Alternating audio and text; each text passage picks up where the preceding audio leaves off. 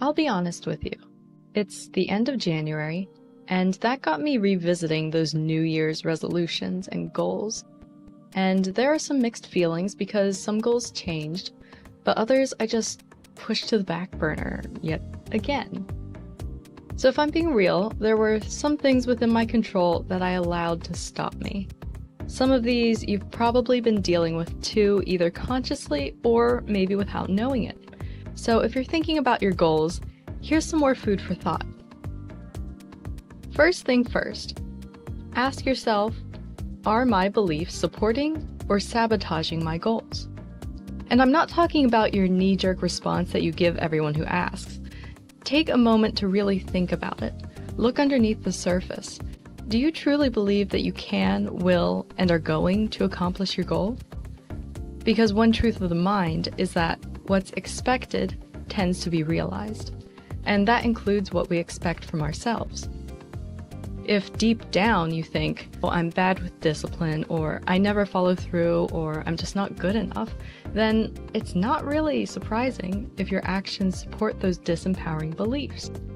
And belief isn't a cure-all, but it's a start that you can then stack other small wins on top of.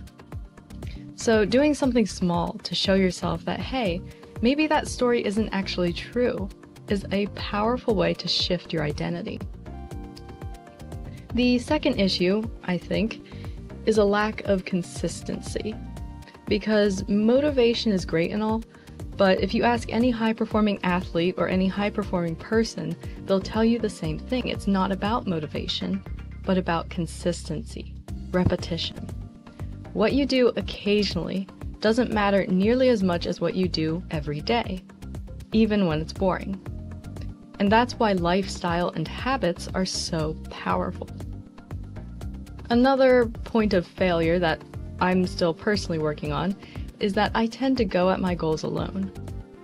And accountability makes quitting a lot more uncomfortable, which is sometimes the push we need to follow through. So uncomfortable can be a good thing. Of course, none of that really matters if you don't really want to achieve your goal, or if you're doing it for all the wrong reasons. For example, I finished my degree out of resentment. So good and bad, but what I'm trying to show you is that while proving someone wrong is satisfying, it's ultimately short-lived and doesn't sustain your goals in the long run.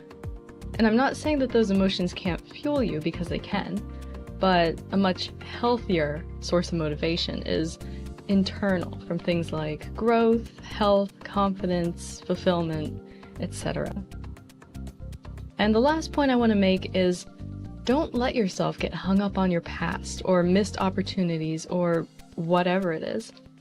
I mean, I know so many people who got derailed or taken down because of something that happened that they either can't or won't move past.